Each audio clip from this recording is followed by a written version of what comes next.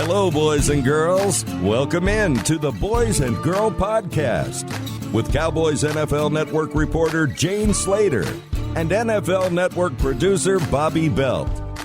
A Cowboys community with the inside scoop on the Dallas Cowboys.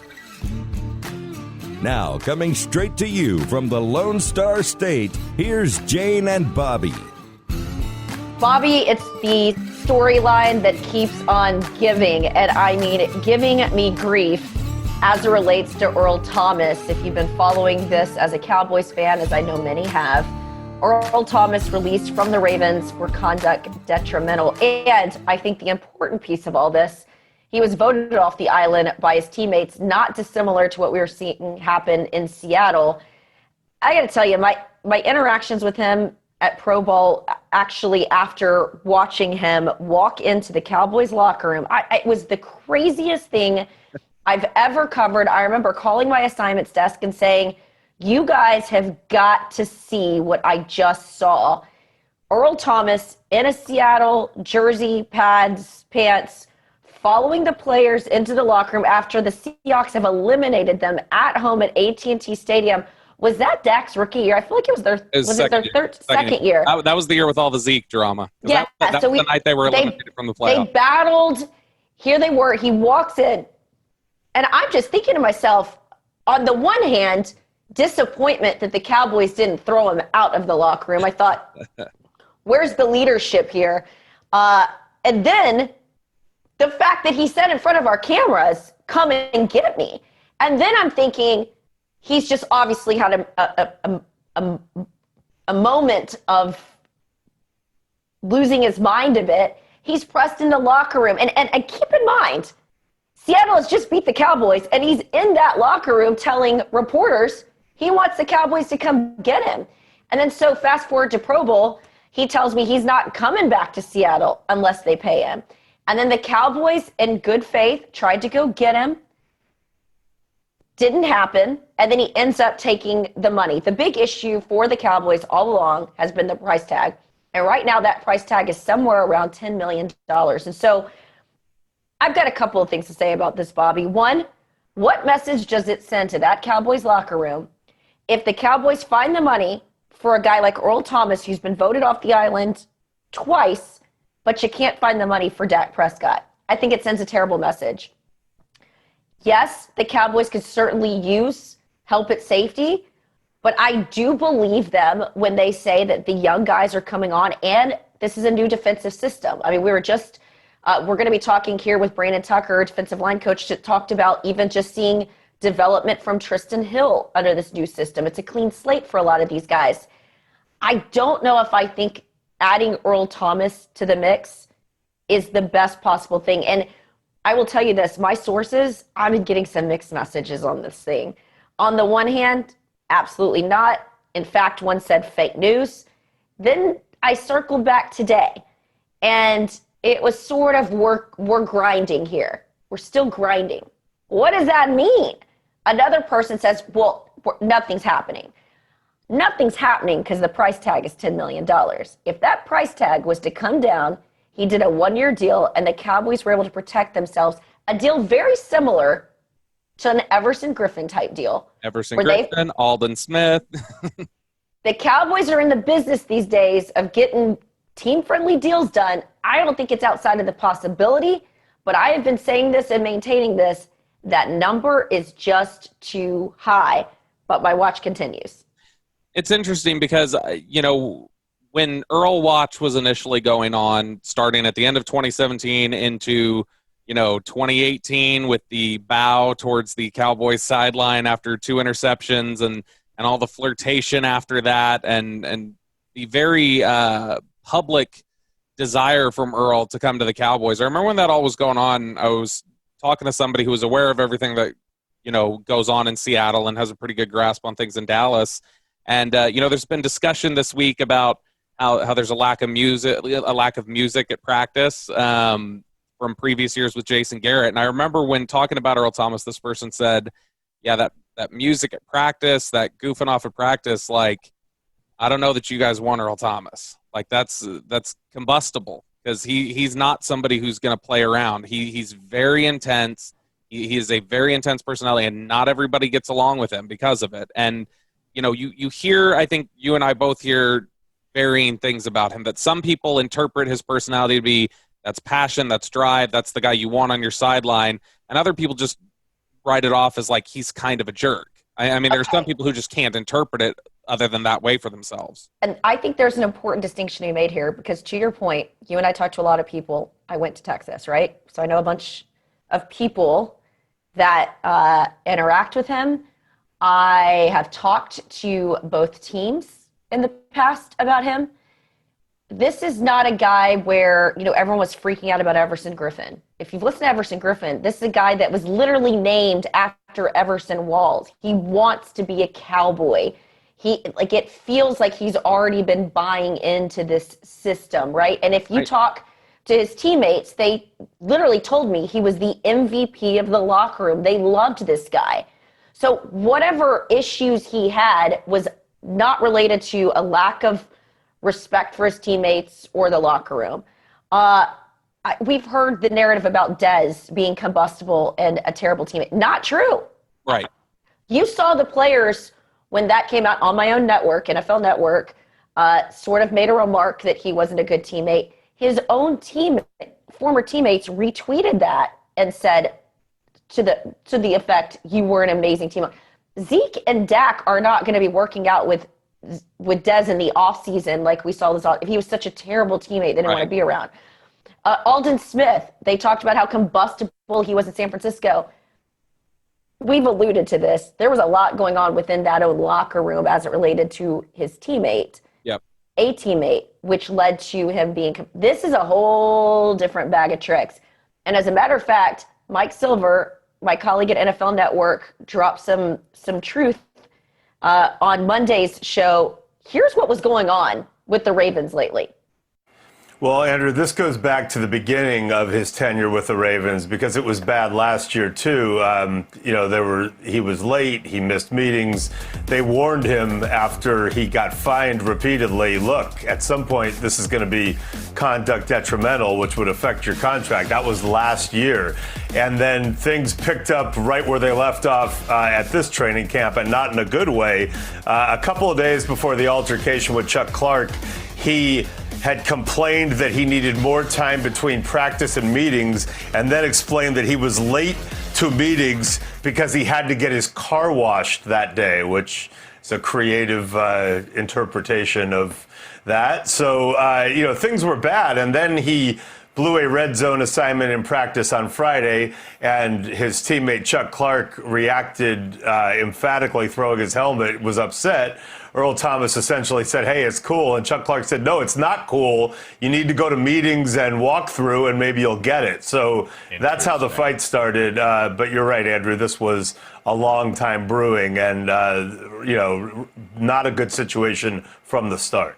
So look, arguably one of the best safeties in the game.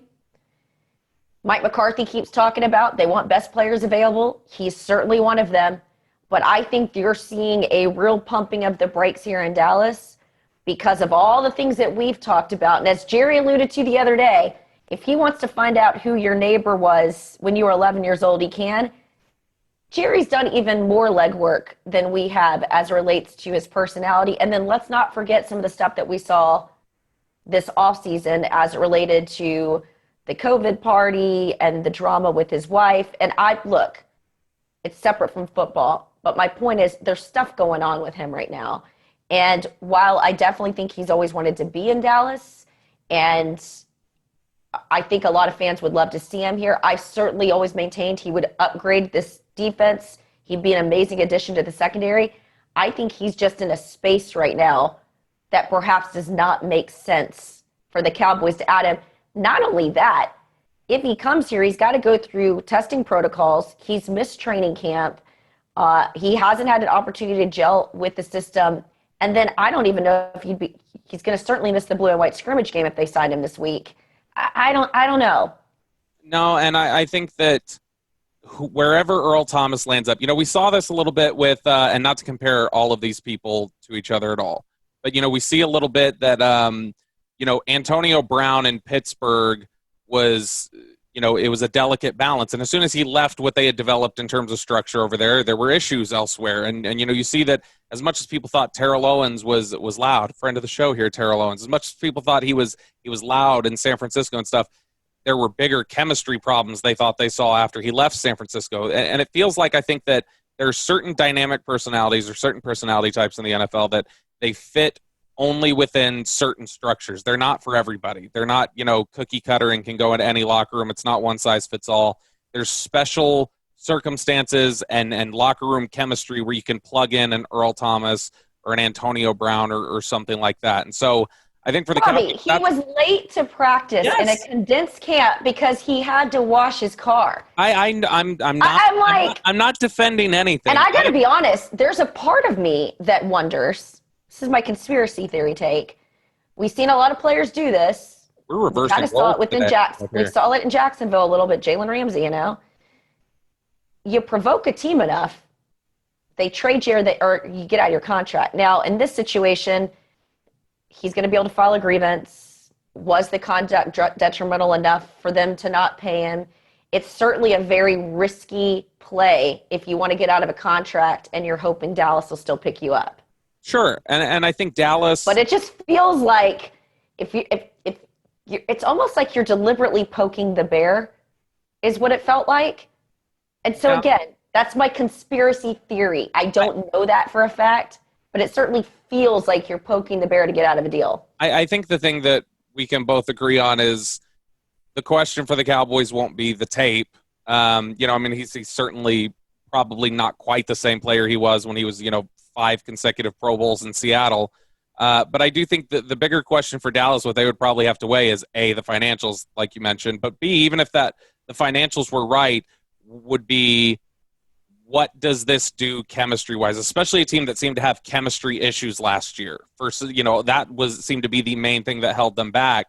That they need to look at it and go, okay, is this a situation where, and again, not to compare who they are off the field, but is this a situation where we're injecting a Greg Hardy into the locker room, where there's talent there and it fits something that we really need, but this is going to really screw with some chemistry, or this is not going to be a locker fit. So I think the question for the Cowboys is not, is he talented enough to start here? Is he talented enough for us to pay the money that it's going to cost? It's more, is this going to ruin things on a broader level than just, the safety spot? Will he have a negative impact? And it feels like this group is really gelling in a short amount of time. I mean, this is one of the best locker rooms that I've been around. And you and I have talked about it. It sort of started with Dak Prescott's rookie year. The guys were so young. They came in, they galvanized together. And the fact they all really bought in to this idea of quarantining at the hotel. My question right now is, would Earl do that? He can't even show up to practice on time because getting his car washed is more important to him. He's not learning the defense, which is infuriating his teammates who are, again, saying, look, man, we've got a short training camp. It's condensed. We need you to be locked in. Can you trust Earl at this point? That's what I'd be thinking if I was the Cowboys right now and some of these players. Yes, you want the best players available. Yes, you want a guy like Earl Thomas, but is he the Earl Thomas that everyone is hoping they're going to get? Or is he this Earl Thomas that certainly didn't pan out for the Ravens the way they thought it would? And think how much money they spent on the possibility of him being the Earl they thought he would, and he wasn't. Yeah, and I mean, like we say, there's varying degrees of reviews on him. You take a John Harbaugh type who knows what it takes to win a Super Bowl, has done that, and there's a lot of strong leaders there, and they seem to kind of be all together and saying, we want Earl gone. But then you look at other guys who came out, Deshaun Watson and Richard Sherman and others who afterwards who said, I've never known Earl to be anything other than great, and I love Earl, and I'd do anything to play with him. But to be fair, well, okay, Sherman played with him, but to be fair, Deshaun hasn't. No, and to be fair, also what people may not realize is Deshaun and Earl share an agent.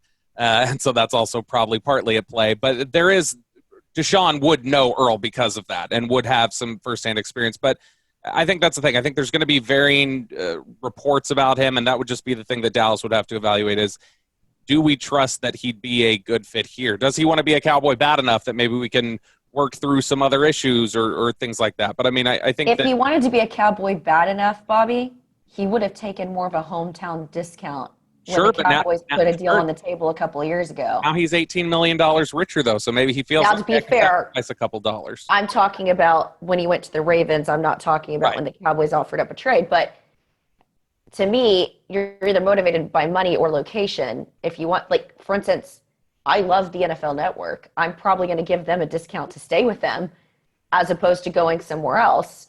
He didn't do that. He didn't want to go somewhere bad enough that he took a discount. But now that he's gotten that money, now that he got the signing bonus and the 1-year contract, maybe he says, okay, I can afford to take a little bit of a discount because I've gotten a nice chunk of cash already from it. It would be a brilliantly finessed move to go get your money somewhere else, win your grievance, go to the team that you wanted to go to all along, and then still get paid somewhere else. It would be a power move. I would have a lot of respect for it. I mean, it's you got to in terms of have respect for it. I got to no in terms of I got to respect the plotting. I have an appreciation for the grand scheme. I don't think. I think I'm a little biased just because I'm so over it. And that's the thing. I don't think it's quite. I don't think this situation is quite to that level. I think what you had was I think he was happy to be in Baltimore. He seemed very happy to be there last year. I think things have just fallen apart, and we've heard a lot of things about issues with Earl Thomas. Some of it, the issue with the police being called to his home that was reported over the off season, and some of these other issues. And so, I feel like he's got some things that he needs to work on personally. And so, as a Texas alumna and a massive fan of Earl Thomas as a player, I would love to see all of that happen for him. Covering this team, knowing some of these guys in this locker room, I just don't know if he makes the most sense right now. Now, if you had asked me a couple of years ago, throw the money at him, of course. Make it happen, Cowboys, make it rain. I think right now you've got to be really, really careful with this. Well, we'll drop the Earl Thomas discussion since I know you're tired of it. But we got two great guests today. Brandon I'm tired of it. I'm going to be talking about this for the next week or so, Bobby. Brandon Tucker from Trench Warfare Training, who we'll get to here later. And then we'll kick off today with former Cowboys quarterback coach Jon Kitna.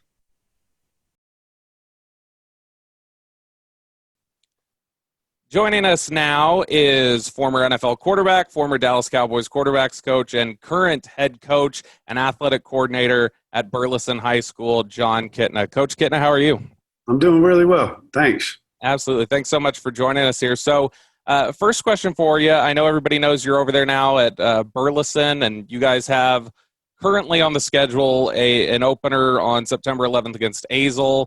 Are you guys preparing as if that game's going to be played? How optimistic are you about the season? And I guess what kind of challenges are you getting thrown your way in this COVID era with your first year coaching there at Burleson? Yeah, well, first of all, the schedule it's changed.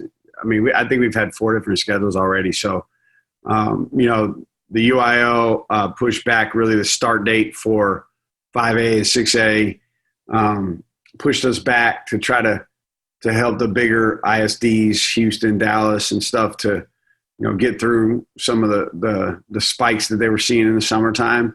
And so we won't actually start our season our first game won't be until September 24th. But that's a Thursday. We're playing our crosstown rival. I think it was like 9 years ago. They split the high schools here, and Burleson Centennial, Burleson High School. So we're playing them at Cowboys Stadium on the 24th of September. So our kids are pretty excited about that. We haven't got to start actual football practices with, helmets and tackling dummies and stuff like that yet. But we've been working pretty hard. And, everything has been obviously everybody's life has been disrupted by this. And I think it's been a pretty cool thing, to be honest, because I feel like, I think it's given a lot of people a better perspective of what's really important. And I think there's been things that we've gotten better at. I don't think that this is good for everybody. That's not what I'm saying. But I believe in, life is how you respond to the events that happen to you. And for us, that's kind of what we've been plowing through. With the COVID shutdown, we got to start up our workouts June 8th. That day, one of our players, one of our most beloved players, one of our best players, that night was killed in a car accident. And that really rocked our community. in a lot of ways, but it also drew us a lot closer as well. And so we've gone through a lot of stuff, but our kids have been grinding away at it and really getting after it, last 10 weeks or so. And then we start up school next week. So things are going pretty well. Well, and I know a lot of people know that you, before you got, working with the Cowboys and before this job at Burleson, that you had done high school coaching before. And one of the guys I'm just curious about, and I'm sure you've been asked about a lot, is Jalen Reagor, who I know you coached at Waxahachie, first-round pick of the Eagles. How worried should Cowboys fans be about him being in the division the next few years? He's a really good football player. From the first day I saw him, I'll never forget it. We loaded up our RV and traveled down here. And I think I was there for 2 days, and my son organized a throwing session, and me and a couple of coaches were just sitting there watching from the stands, and we saw Jalen run routes. At that time, he was middle of his sophomore year, and there was just stuff that he did that is hard to find people even in the NFL that do it in terms of his detail on running routes and how he got his shoulders over his toes and was able to get in and out of his breaks, and he caught everything with his hands. And so, immediately that day I was like, man, we have something special here. And so he's a good football player. He's gonna, I really believe he's going to have one of those careers that is, will push him towards being an elite football player for a long time. So he's in the right place out there in Philly. Carson going into his 5th year, I believe, and that staff does a great job of using all the strengths that people have. And the thing about him is a lot of people feel like he's probably just a slot receiver. That's not true. He can play any one of the positions. One of the things that I know took personal offense to, I guess, a little bit from some of the draft community was they were talking about his hands, that, he doesn't necessarily have consistent hands, but it doesn't seem like you buy into that. Yeah, that the draft and the all that process that's a tough process, because really they're looking for reasons, looking for why you shouldn't be the guy, as opposed to he has great hands. I don't ever remember him in high school dropping balls. I mean, we'd go weeks without a ball hitting the ground in practice, in game. He's an amazing football player. His hands are not an issue. His speed is not an issue. His competitiveness is not an issue. There's zero issue with the kid. What was it like working with Dak Prescott? What stood out about him in areas that you thought not only that he improved on, but that he really developed under your guidance there with the Cowboys? I think the thing that stood, what was it like? I think that's your first question. What was it like working with Dak? When I got down to the Pro Bowl last year, Jason said, "Come down here and hang out with us," and I got to talking to the coaches that were on staff. Every coach to a man. Like, you'll never be around somebody like Dak Prescott, is what they kept saying. And it was like almost too good to be true. And then from the time that I met him until, even today, and when we text and stuff, he's just constantly looking for how he can improve at everything, not just football, leadership, how he takes care of his body, his own life, just everything about him is just, I've said this many times. There's a lot of people that do great and do well. There's very few people that are constantly trying to improve. And that's who he is. He's just always is, what's the next thing? How can I get better? What can I do to get better? And so as a coach, that's challenging, because you don't just get to roll the ball out there and, okay, we're going to go do, our everyday drills. Nah, there has to be a purpose behind it. He's going to challenge you on it. And then coaching him, there'll be times I'm grading the film on Monday and, we lost a game or whatever. And I'm saying, man, you played really good. And he, I send him the grades or whatever. We talk about him. He's like, I appreciate how you're grading me, but I don't think you're grading me hard enough. And that's just who he is. And so it was a ton of fun. I learned a lot. And I think that's who he is. He's going to be one of the best to play the game for a long time. Do you understand then the criticism about his play, having worked with him and been in the quarterback room with him? And, to your point, this is a guy that continues to want to improve. Do you understand some of the criticism that's out there about him? Some people that still just don't feel like he is the guy for Dallas? You're the Dallas Cowboys quarterback. And we talked about that a lot in our room in the offseason last year. It's part of the deal. When you're a Dallas Cowboy quarterback, you don't win championships, it's not good enough, period. And that's just it. And it's the ultimate team game. But, I think Dak is so comfortable in his own skin. He's so grounded with the people that he has around him that stuff doesn't faze him. He knows nobody's harder on him than him. But, the reality is it's tough to play in this league as well as he's played for the last 4 years. That's hard to do. And he continues to do it. He continues to rise. And so, the criticism, there's just certain people, it's never going to be good enough. And there's certain people that maybe don't think he's authentic. I don't know. That's on them, though. It's too bad, that they feel that way about him. But, that's the part of being a Dallas Cowboy quarterback is championships or you're not good enough.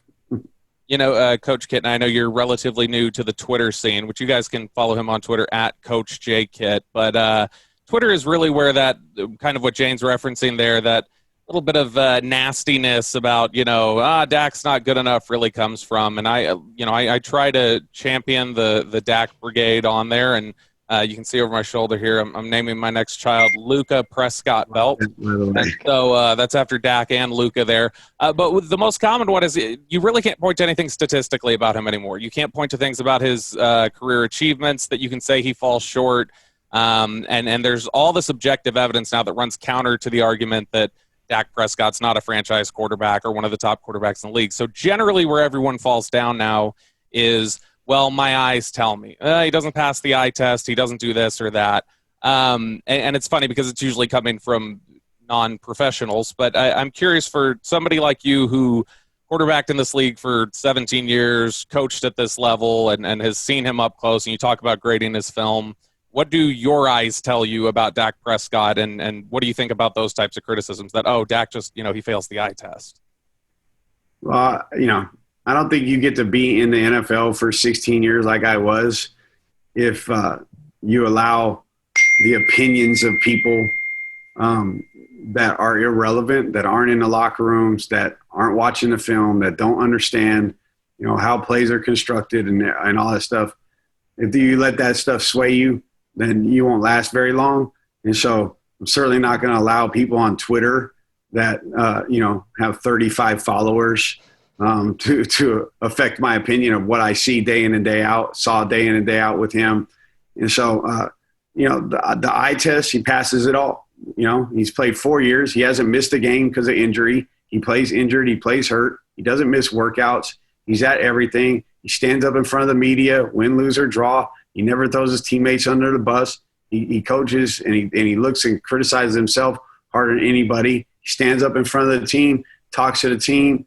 He carries the message of the head coach and the program, and he doesn't do anything to embarrass the organization.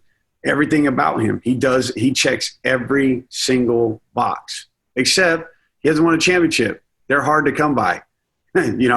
Let's be realistic about it. They're hard to come by, and so but he is going to win them, and he is going to be one of the best ones to play this game for a long time because his quest to improve is just greater than anything I've ever seen. Jon, I am curious about what the final days of the Jason Garrett era look like for a lot of his coaching staff. I know there were plenty of the coaches that were sort of left in the dark. Were you among those that was at the building when Jason Garrett was showing up day in and day out with the binder underneath his arm, I was told, and doing the player evaluations and acting as if? Yeah, I mean, you're hired to do a job. you're hired to do a job. And until they tell you you're no longer doing that job, your job is to show up to work.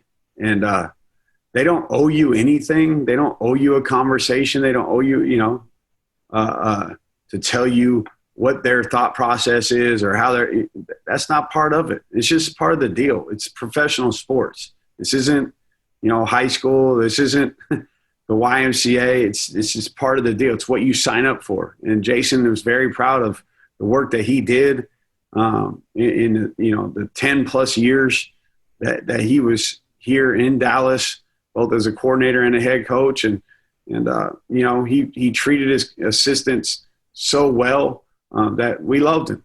And I don't think any guy would have a problem saying that. And so, but it's part of the deal. When you hire a new head coach, he's going to want to bring his own people. It is what it is. But at the same time, until that decision is made, you show up and do work. And I don't see that there's any problem with that. And we all had work to do. Were you disappointed that you weren't asked back?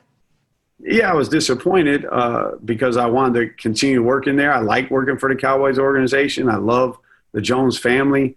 I love the people that work inside that building.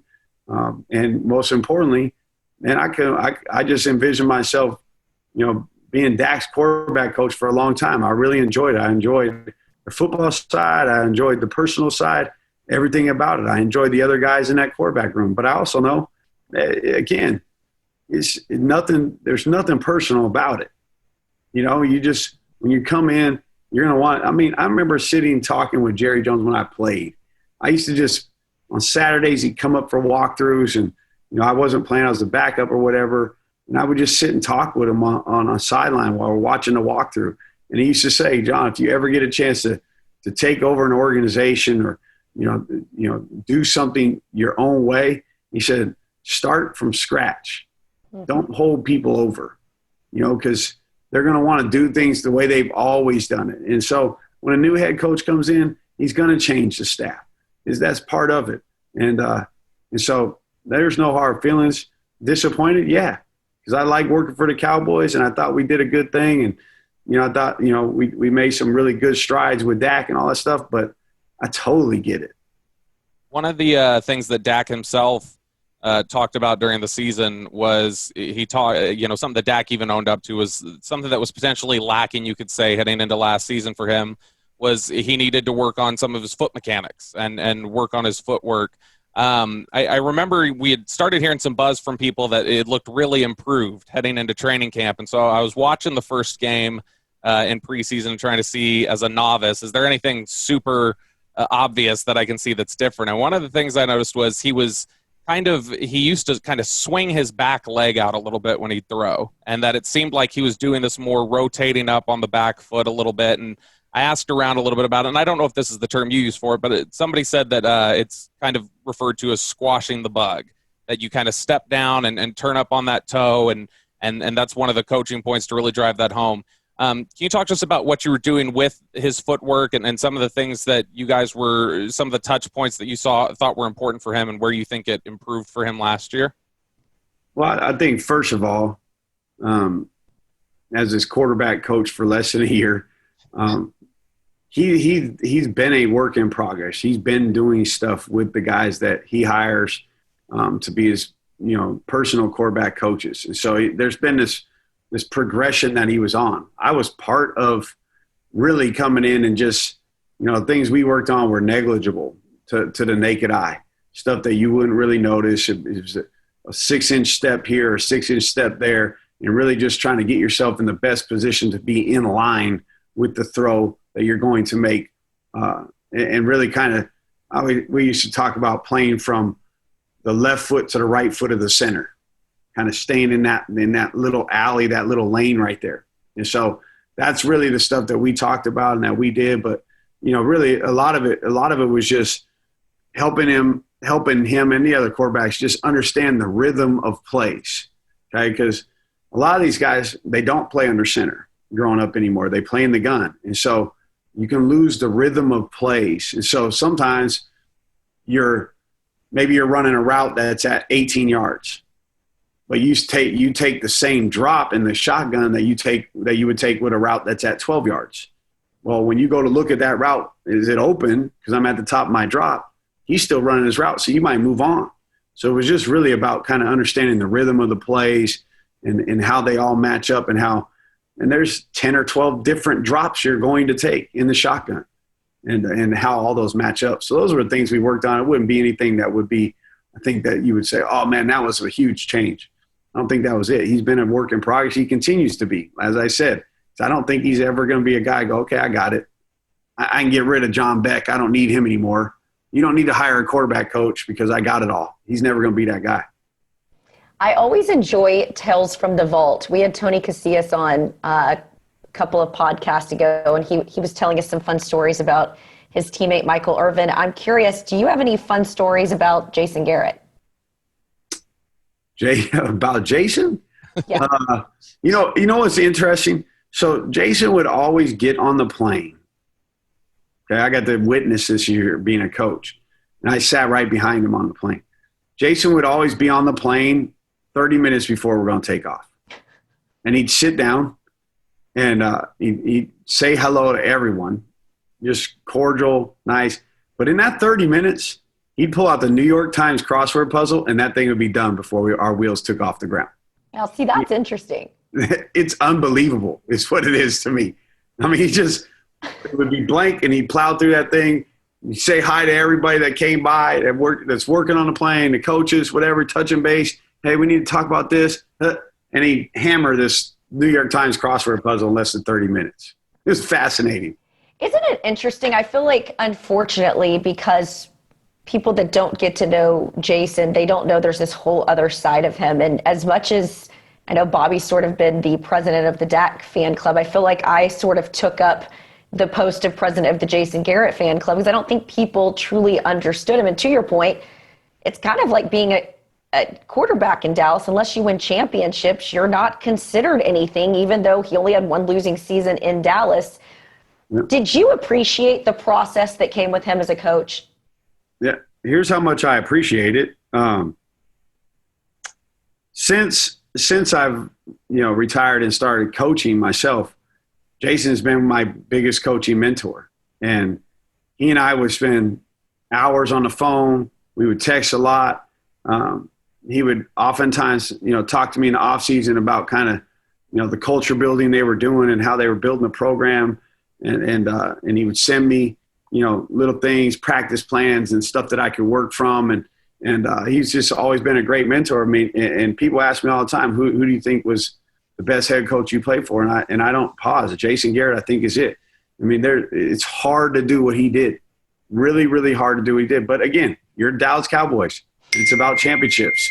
And, we didn't win them here while he's here. But to take over as an interim coach and to do what he did, the way that he stepped in front of that team and the things that he spoke with conviction about, that's really hard to do. And I think, I think the voices are loud that thought he did a terrible job, or the voices are loud that think Dak isn't the right quarterback. Okay. But, just because you're loud doesn't mean you're right. I know that we've seen some reports out there that Dak had gotten in a couple workouts with you this offseason. We've talked to him a couple times here at camp already. He seems in good spirits, but a lot of people were sitting here thinking like, Dak, how is he handling this whole contract thing? Is it becoming a distraction? Did he seem just kind of like, normal Dak to you, normal, student of the game, ready to plow through this offseason and not as much focused on what was going on off the field? I think that's one of his greatest strengths and traits is he does not let things that he can't control affect him ever. Ever. He just doesn't. He's so focused on what he has to do for himself and what his job is that he just doesn't faze him. And the contract, those things, that's the business side of football. But at the end of the day, he's got to go play. And he's a Dallas Cowboy through and through. He loves the organization. So I'm not going to speak for him, but the time that I got to spend with him, whether it's playing golf or hanging out and playing cards or working on some quarterback stuff, he's just laser focused. What did those workouts look like, John? Well, a lot of it, I mean, part of it, they were really just, me getting my sons around him. He was so nice to my sons all last year, whether it was my son in college or the two that I got still at home. He was just always working with them. And he's actually, my youngest one is built a little like Dak. So he taught him his warm-up routine and all that stuff. So, if he ever doesn't do his warm-up routine when he goes out to throw or goes to practice, I call Dak immediately on FaceTime, and he's not doing his work, and so then he does it and stuff like that. So, it's just, Dak has people that have been working with him for a long time, but we'll just get together every now and then and work on different stuff. But, obviously not now, but we did in the off season just because we were up near each other and COVID had us all a little bored. Okay, before Bobby jumps in here, I do have to ask you, since you brought up warm-up routine, Drew Brees does something very similar, but for the fans that watched it as it went viral, what's up with the hip thrust and that very particular warm-up that both he and Drew Brees both do very methodically, and there is such an attention to it pregame? Yeah, if you watch baseball players, hitters, and you watch the good ones, or you watch golfers, okay? When you watch them, it's all about the hip rotation. The power is generated within the hips, and that's really what that routine is about. And, so a lot of people will do it by striding and doing that stuff, or when they, when you're in the pocket and you're getting ready to throw, they'll crow hop and one foot will come into contact with the other one, and you lose power doing that. And so that's the thing that that he's worked on for years, is to generate the power through the hips and the core. Fascinating. Is that more, that sort of thing, is that exercise more about loosening up before a game? Is it almost like a stretch, or is it more about muscle memory and trying to, develop that feeling? That's a Dak question, but, I think it's both. It's both and. So you've mentioned here, what kind of a player Dak is from a mental aspect. And I think that people have heard the Cowboys, players and coaches and everybody else rave about that for a long time, about what he's got between the ears. And, for some people who look at that and wonder, like, okay, but I mean, what does that really, matter at quarterback? How, just in your own word and in your own words, the way you would describe that, how important is that mental makeup of not just being a quarterback, but having to be a quarterback of the Dallas Cowboys? Yeah, it's one of the most essential traits that a quarterback's going to have is that mental makeup, that mental toughness, the ability to be resilient, the ability to, focus and do the task at hand and not get caught up in, the noise that's outside of you or even the last play. It's really about how do you focus and do your job on every single play. And like I said, there was times last year that I'm like, man, that was a really tough game that he had. Hey, we're going to take it easy. And he would almost cuss me out. Like, I don't know what that means. We're not taking it easy. We're going to do this. Or when he was out with the AC joint and he couldn't throw, he'd still come out and get his footwork in. And he would still be super engaged in the meetings. I mean, legitimately probably shouldn't have, had enough of an injury that you probably shouldn't have played in a couple games. It was never even a thought. And that's just the type of player he is. So just wrapping up here, I'm curious, we've talked about how you've been at the high school level and you've obviously had this experience working with the Cowboys. Not to look too far into the future or discount what you're trying to do now, but what's your outlook look like for your career, do you think? Do you think high school is where you're going to stay at, or do you have the feeling that one day you'd like to go back to coaching at the professional level or perhaps even college? Yeah, no, I enjoy what I'm doing. And I really feel like this is my calling. And the Cowboy thing, that was a situation where I really felt like I could be helpful. And it's not a dream of mine. It's not something I've turned down necessarily, but I like what I'm doing. I plan on being here a long time in Burleson. It's always been my wife and I. That's what we feel like we're called to do, is to pour into the youth and train young men to be real men. And I'd love nothing more than to leave a legacy of leadership here and being real men coming out of Burleson, Texas, and hopefully win at a high clip too. But that's not the ultimate goal for us. The ultimate goal is training character and producing young men that their parents and their families can be proud of, their community can be proud of, their school can be proud of. And so, had opportunities to stay in the NFL, this past year, but it just wasn't really what I, felt like the Lord was leading us to do. I like what I'm doing. I got a great athletic director. My principal is amazing. Our superintendent is awesome, and we're in a growing district, and I couldn't be more happy. And this is exactly where I think God has us. Well, Coach, the kids are lucky to have you, and I think anyone listening to this interview sees why a guy like Dak gravitated towards you. We certainly missed you this year, but we, of course, wish you the best of luck. Thanks for having me on. I really appreciate it.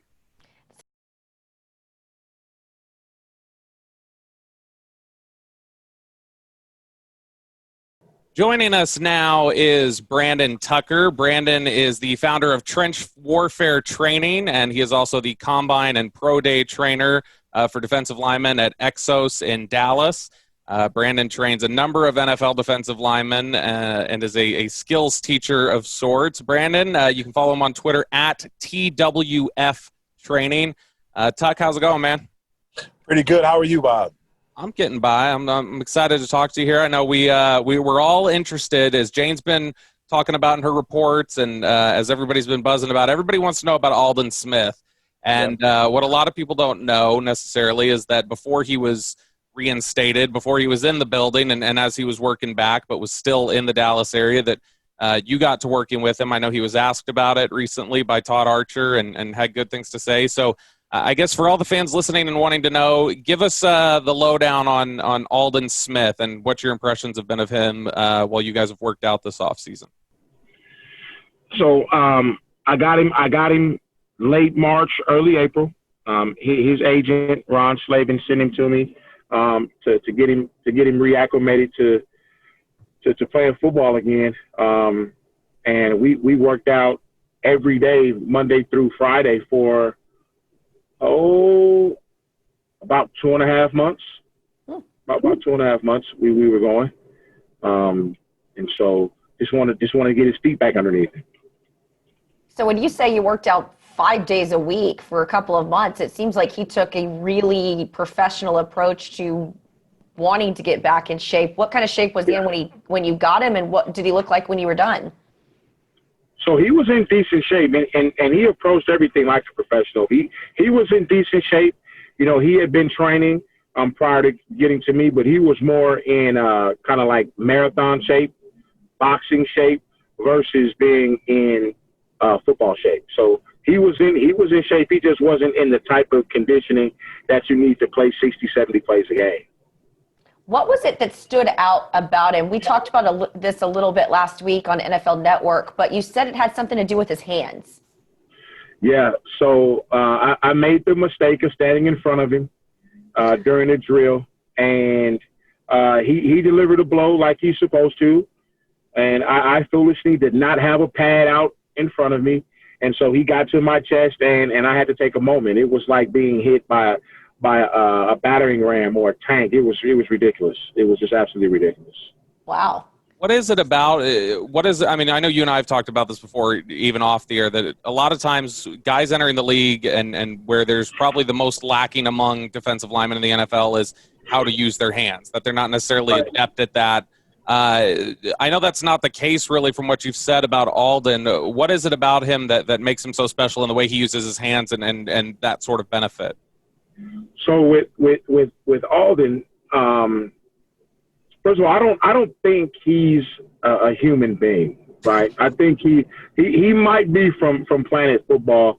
The way that he's able to do things, the power that he possesses, he's just super, super special as it relates to that. But his football IQ is very, very high. He understands where to put his hands and when to put them there. And I mean, he's just phenomenal from that perspective. I mean, he knows how to play football. That's why he was successful as he was before he took his sabbatical. It's amazing because the narratives out there about football players, it's amazing how pervasive they can be without a lot of people actually contacting the player, getting to know them. And that's why I love that we have these wealth of contacts in Dallas. You can sort of get a sense of them. But were you surprised when you got him, hearing some of the narratives out there about where he was at just mentally? Yes.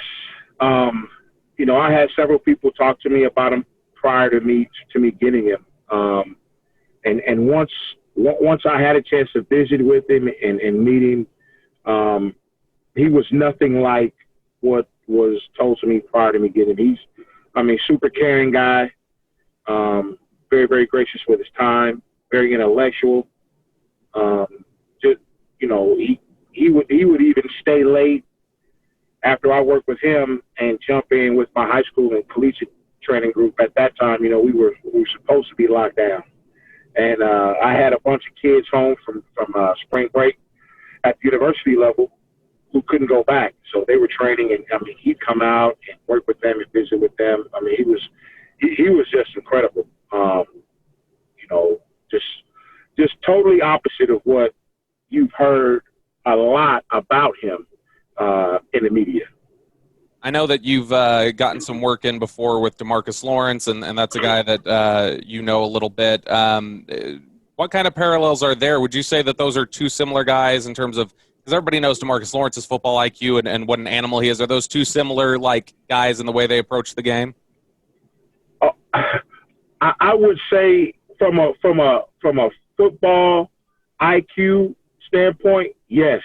Both of them are extremely hard workers, but two totally different personalities, man. It's like yin and yang.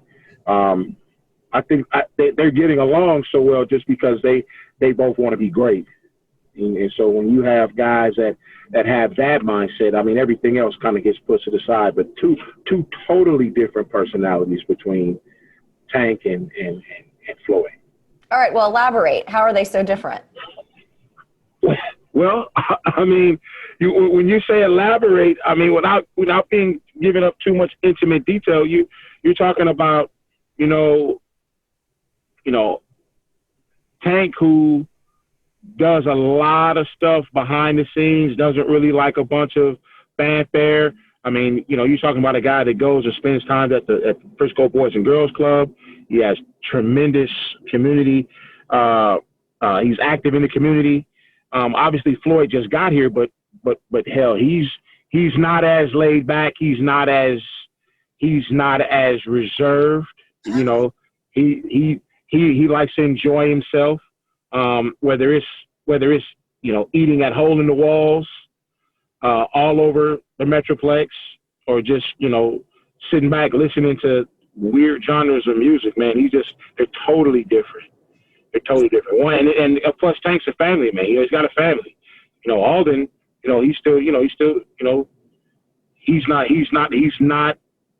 does not have wife and children. So just two totally different personalities for sure. All right, the other guy on this defensive line that I think a lot of people have a lot of questions about is Tristan Hill. There are a lot of people trying to draw comparisons between him and Taco Charlton, which a lot of people around here, Bobby, considered a bust. What separates Tristan from the Taco narrative, and why are we now hearing reports that Tristan has done this 360 all of a sudden in the offseason and is dazzling this new coaching staff? Is that just coach playing good cop all of a sudden, or are you really seeing that from him? Because to be fair, his teammates have noticed it. Yeah, potentially it could be that. I think Tristan last year, kind of like Taco, came into a very, very different type of room. And so I think he had some expectations. Those expectations weren't there. And, the room dictates a lot. If you have guys in that room that you don't necessarily get along with, it's just like going to work every day with someone you don't like. And so for a young guy, 21 years old, still learning how to be a professional, you can develop rabbit ears. I think Taco did that as well. But with the new staff and the new coach, Tristan approached it as a new beginning, man, a new opportunity. And he's taking advantage of it. He came out of a bad situation his last year in college. So his last 2 years of football, just haven't been kind to him. And then all of a sudden, you got a new head coach and a new system, and everyone gets to hit the reset button, and he's really, really taking advantage of that opportunity, doing all the right things. And we've heard some discussion out there that Tristan has, maybe has taken some responsibility himself into how things went last year, that maybe it's not so much, I was a victim, that maybe he recognizes his own part in some of the struggles he had last year. Is that sort of what you've seen in your work with him, that he owns up to, I need to do some things different this year? Absolutely. That's one of the things that we talked about. He and I was accountability, and he was 100% accountable, and he owned a lot of what happened last year. And we talked about it in detail. He felt like he was their first round pick since they didn't have one, and he thought things were going to be different once he got there, and they weren't. And so, a lot of the things that happened, he owned. Which is, once you start to do things like that, it shows your growth and maturity, and he's just not going to make those mistakes again. He's not going to make the same mistakes again. And I think he's dedicated himself this off season to being a better football player. And I think it's showing. I think it's evident to people now that he's going to live up to the pig he was picked in the second round. So he's going to make some believers out of people this year. Fundamentally, where have you seen him make changes to his game? Great question. I think because he's so strong and powerful and explosive, he can bend and do things that, most guys his size aren't able to do. So from a fundamental standpoint, just being in great condition was huge for him this year. Being able to do whatever is asked of him at 100% is what we talked about a lot too. So other than that, man, it was just him learning what they're trying to teach him. And it's a short curve with no OTA. So he's staying late. He's doing everything he can to make sure he stays on top of the curve. We know how difficult it can be for defensive linemen in their rookie year. I know that another guy that you've gotten to work with is Neville Gallimore. Talk about just some of his traits and also what you think might be the biggest challenges for him in his learning curve heading into his rookie season. Neville is a compact, strong, explosive defensive lineman. The scheme that he played in at OU allowed him a lot of time to just run through gaps. And so if he was here in Marinelli's system, he would have looked just like a youthful, healthy Malik Collins. With the type of system that they're running now, he's got to, learn to use his hands a lot better and striking at the point of attack, which is completely different than what he's done the last 4 years at OU. And then obviously with him being, a Canadian player, born in Canada and his formative years there, the brand of football is a little bit different. So he's being asked to do some things that he's not accustomed to doing. And once he gets that, he'll be just fine. Normally all those things would have been taken care of in OTAs, but without us having him this year, it's been a little bit challenging. And then secondly, just adjusting to the physicality and the pace of the game in the NFL versus Big 12, right? So it's a huge transition. And I think he's in a great spot where they can afford to bring him along at a little bit of a slower pace than normally what you would have a guy in his situation, because of the depth on the interior of the line before McCoy got hurt. That was going to be my next question. It might be a little unfair to you because you haven't worked with these guys since they've been at camp and actually part of the install. But given the Gerald McCoy news, who do you see having the bigger edge to be that guy in the interior? Tyrone Crawford. You know, Ty is versatile enough. I mean, he's been playing a little bit of nose guard. But I mean, I expect for Ty to fill in most immediately. Obviously Woods and Poe play the same position. And so the only other guys that you have on the team right now are your babies in that spot. You know, the two young fellas in Tristan and Neville. So immediately would be Ty, I would expect. If they had to start a game tomorrow, I'd put money that it'd be Ty in there at the 3 technique. You know, do you work with Tyrone Crawford at all? I have not. I have not. Yeah, have fans, been in the.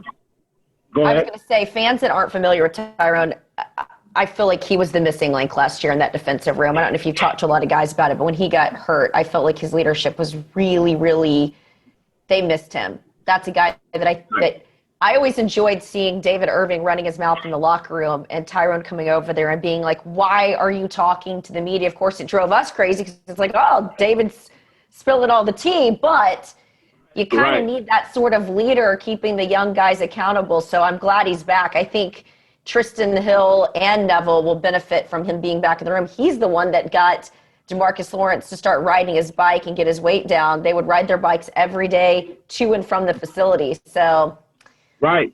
Yeah, they were riding their bikes to Exos. I'd look up and there'd be 2 mountain bikes. Like, who's riding their bike up here? And it was, yeah, they rode those bikes everywhere.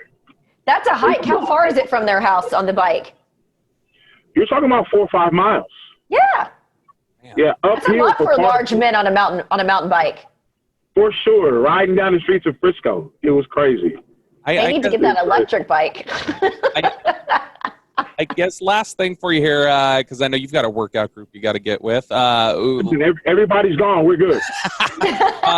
When you look at you referencing the different things they're teaching now, talking about Tom Sula versus Rod Marinelli, I guess from your perspective, is that what you would say is going to be the biggest difference for fans who watch the defensive line this year? Is it more finesse from a Marinelli scheme versus power and a lot of push-pull from a Tom Sula scheme? Yeah, you're gonna see and don't get me wrong, I think that Rod and Big Cat did a really good job. I mean, the defensive line was always, you know, very, very, very, very well coached with the Cowboys under Coach Garrett. You're just going to see a different type of play this year because you're not going to have guys jetting up the field like they did all the time. You're going to see some of that odd surface. You'll see, you know, Tank standing up. You'll see Floyd standing up, and so, you know, that just creates a nightmare scenario for offensive coordinators when you have those type of players either roaring off the edges or dropping back in coverage. So the schemes are totally, it's like night and day, and they have the personnel to play what they want to and being able to mix things up like they're going to this year. Before we let you go, for fans that want a reference point, what tape should they pop in if they want a visual of what this defensive line is going to look like? Easy. Go back to Aldon Smith's second year in the league and look at that defense play football. They got after people big time. And they have the second coming of that right now.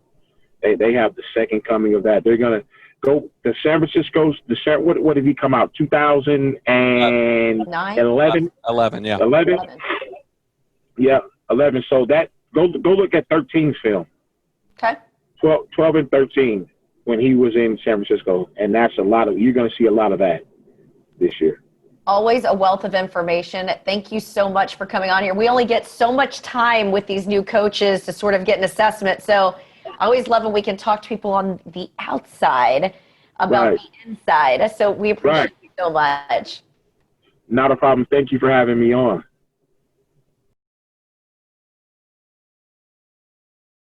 All right, so we are getting closer and closer to the start of football. Blue and white scrimmage game anticipated to be this weekend.